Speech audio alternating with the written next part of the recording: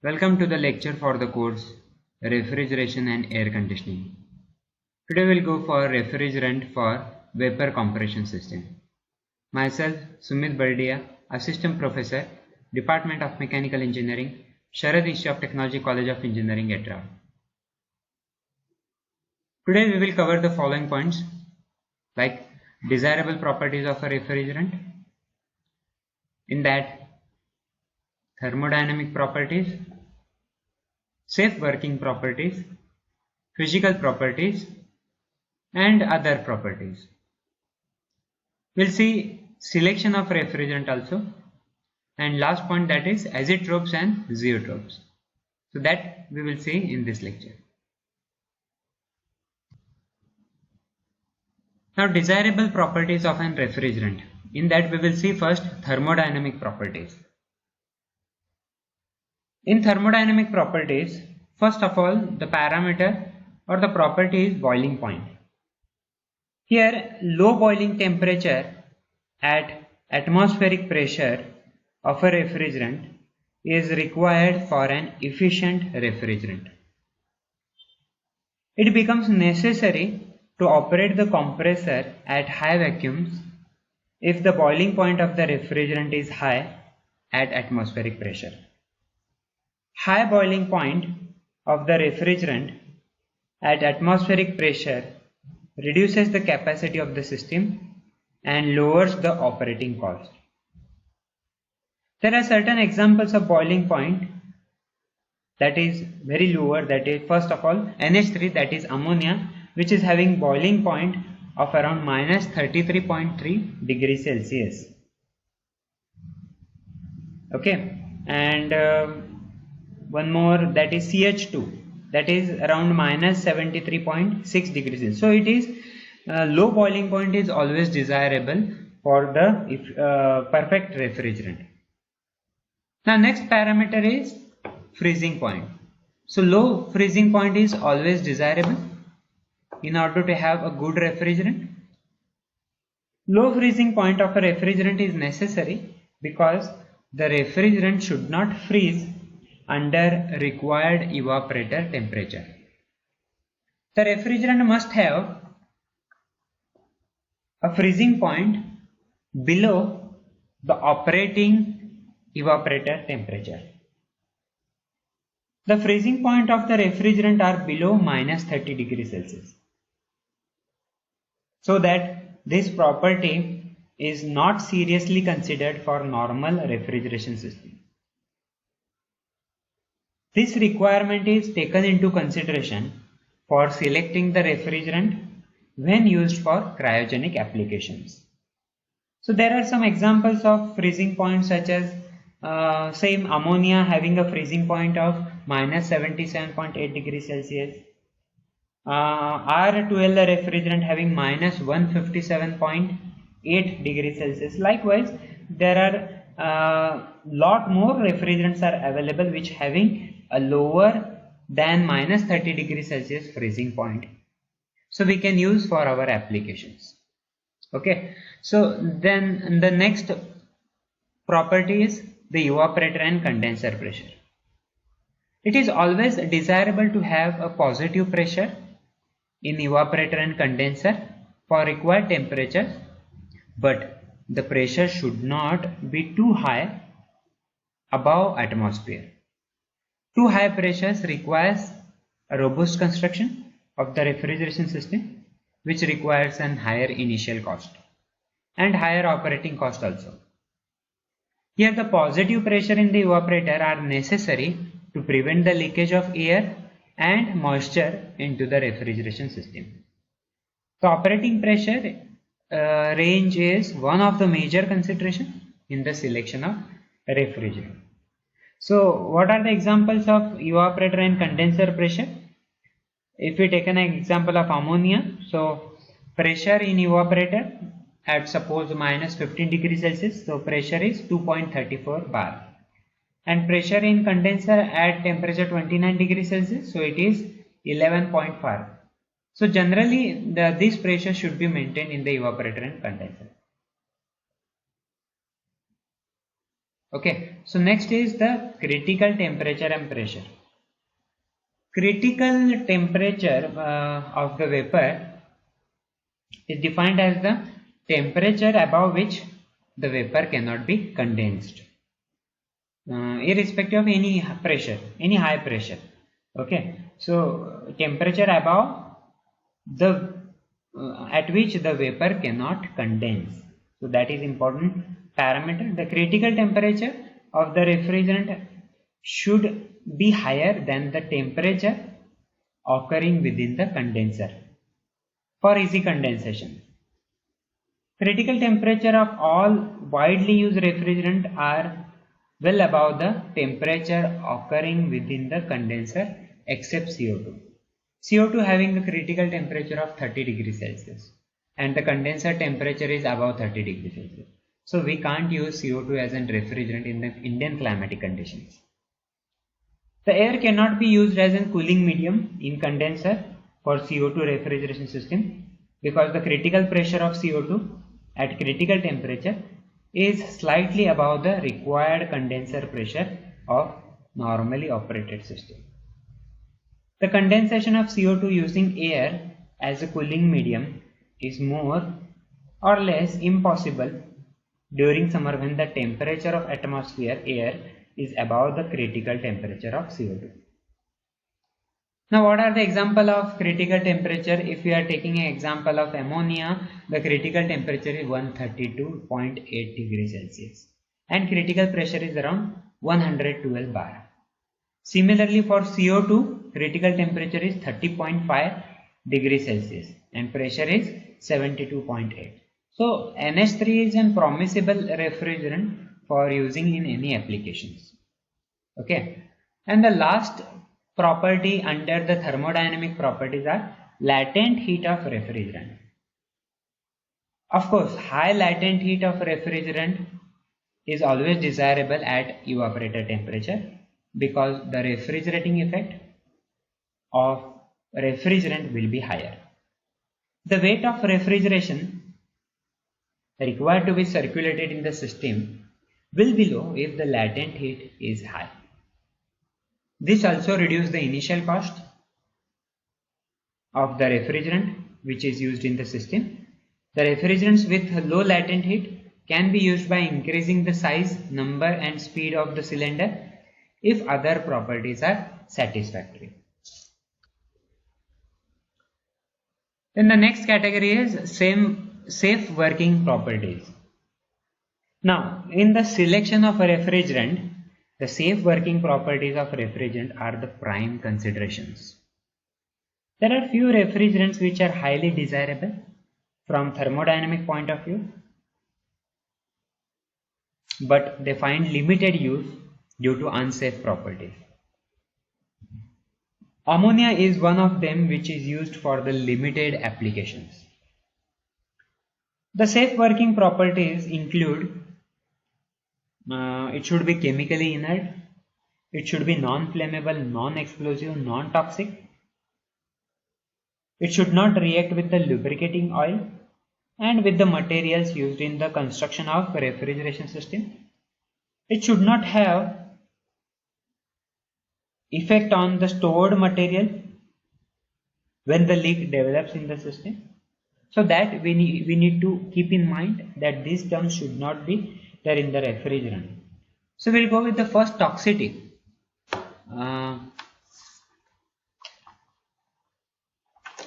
Toxicity here in the effect of refrigeration on the human body is one of the major consideration in the selection of refrigerant. That is because of the possibility of leakage of the refrigerant from the refrigeration system. So toxic nature of the refrigerant may cause the injury to the human body or death depending upon its percentage in air. It increases suffocation and poisons the air used for the breathing. So this is one of the major consideration in selecting a refrigerant when the refrigeration system is used for the air conditioning hospital or a direct expansion cold storage. Some refrigerants which are non-toxic in the nature becomes toxic when mixed with the water or air with certain percentage.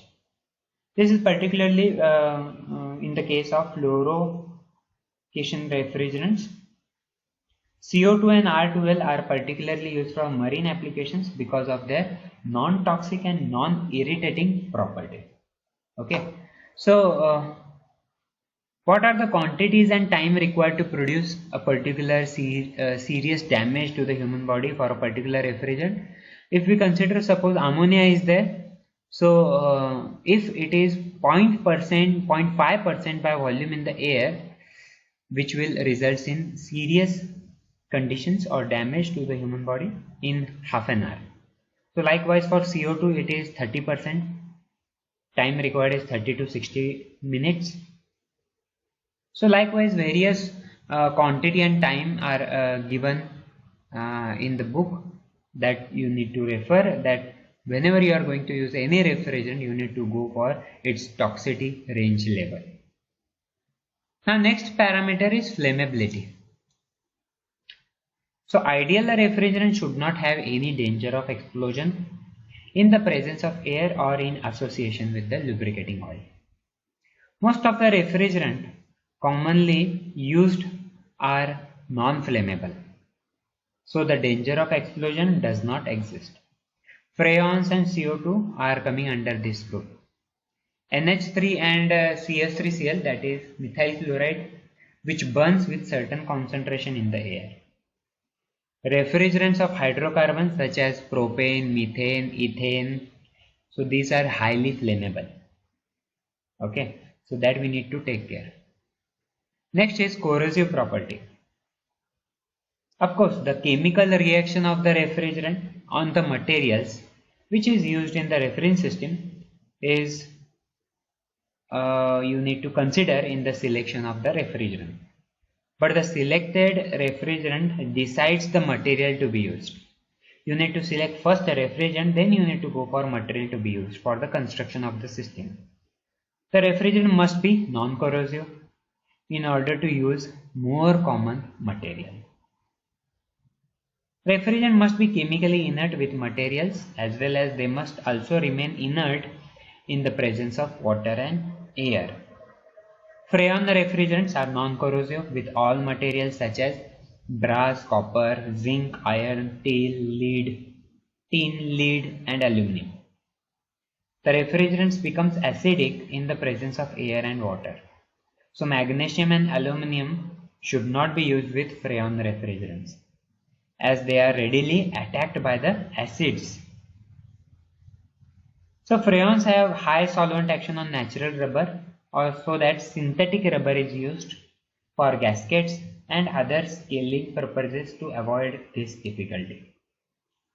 Iron and steel are commonly used with ammonia refrigerant, as it acts on copper, brass and cuprous alloys in the presence of water. Sulfur dioxide is also non-corrosive to all metals in the absence of water. Okay, so that is about the corrosive properties. We need to take care about this. Next is chemical stability. An ideal refrigerant should not decompose at temperature normally encountered in the system. Some refrigerants forming non-condensable gases which increase condensing pressure and sometimes cause vapor lock. Many times the disintegration of the refrigerant is due to the catalytic action of some metal. Now to avoid this, the refrigerant must be inert with all materials. Freon is unstable above 600 degrees Celsius and forms corrosive and poisonous products. Sulfur dioxide does not compose below 1600 degrees Celsius. Therefore, it is one of the most stable refrigerant we can consider. Okay. And the last property is effect on stored product. The refrigerant which we are using in the cold storage plants and domestic refrigerators should not affect the quality. Quality means color or taste of the material when it comes in the contact with the stored product. Ammonia is readily dissolved in water and becomes alkaline in nature. So most vegetable, fruits and meat are slightly acidic in nature. Therefore, ammonia reacts with these products and spoils the taste. So that should not happen. Rather, sulfur dioxide is readily dissolved in water and also it is acidic in nature. So it becomes acidic in nature. So there is no chemical reaction of SO2 iron foods as most of foods are acidic in nature. So it has a bleaching action on flowers, plants and furs. Okay. So that we need to think over it about while selecting any refrigerant. Now next category is about the physical properties. So in that specific volume. So of course low specific volume of the refrigerant at the suction into the compressor is always desirable because it reduces the size of the compressor for the same refrigeration capacity. Therefore, the reciprocating compressor are always used with low specific volume at suction where the centrifugal compressor are desirable with high specific volume of the refrigerant at suction. For example, ammonia having 1.56, that is the specific volume per ton of refrigeration per hour. Okay. Next is the specific heat of liquid and vapor. So low specific heat of liquid refrigerant and high specific heat for vapor refrigerant are desirable. Again I am repeating, low specific heat for liquid and high specific heat for vapor is desirable because both tend to increase the refrigerating effect per kg of the refrigerant. It helps in increasing the subcooling of liquid and high specific heat of vapor helps in decreasing the superheating of vapor. So refrigerant having both properties give considerably higher refrigerating effect and higher COP. Okay. Next is thermal conductivity. The thermal conductivities of liquids and gaseous refrigerant are required for finding the heat transfer coefficient in evaporators and condensers that we are already studied in the heat transfer subject. This data is necessary for designing evaporators and condensers. High conductivities of refrigerant in both the states are desirable, that we need to keep in mind. Next is viscosity. This property of refrigerant carries importance for heat transfer coefficients in evaporator and condenser. Same. This also helps in designing the pumping units of the system. Low viscosities of refrigerant are always desirable for better heat transfer and low pumping power. Okay. And the last property is dielectric strength.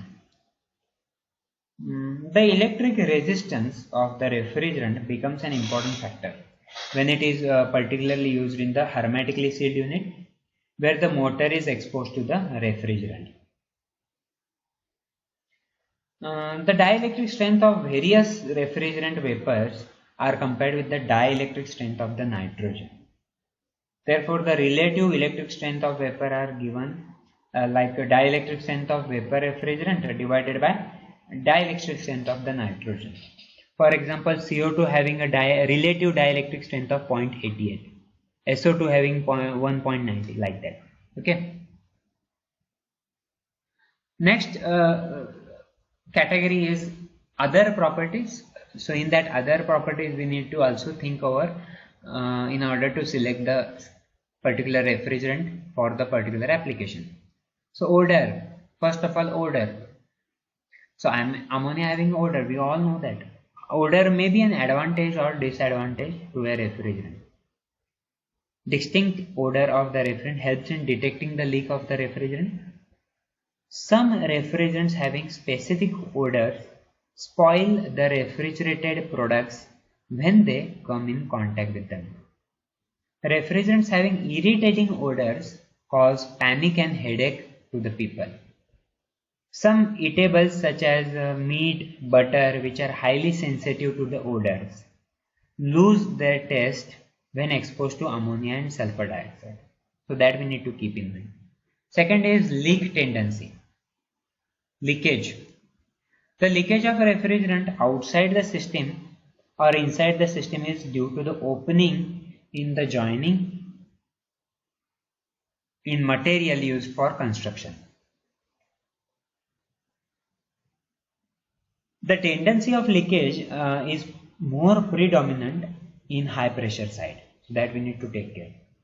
A dense fluid have less tendency to leak than lower density fluid. The possibility of leakage is more with the high discharge pressure and low density refrigerant. Now third property is refrigerant and oil relationship. That is important parameter because the lubrication of the piston and cylinder, bearings and valves is essential to reduce the friction and increase the life of the compressor or unit. The refrigerant should not act with the lubricating oil, as the refrigerant and lubricating oil will come in contact in the compressor. So miscibility of oil and refrigerant is an important characteristic in the selection of the refrigerant. The refrigerants such as NH3, CO2, SO2 are immiscible refrigerants, and all freons, methyl chloride, ethyl chloride, and most refrigerants from hydrocarbon group are miscible. High viscous lubricating oils must be used with miscible refrigerants, as the effect of miscibility is to reduce the viscosity. So that also we need to take care while selection of the refrigerant is taking place. COP and power requirement. COP is nothing but coefficient of performance. The requirement of power per ton of refrigeration is most important consideration from the economic point of view. Low power consumption per ton is always desirable.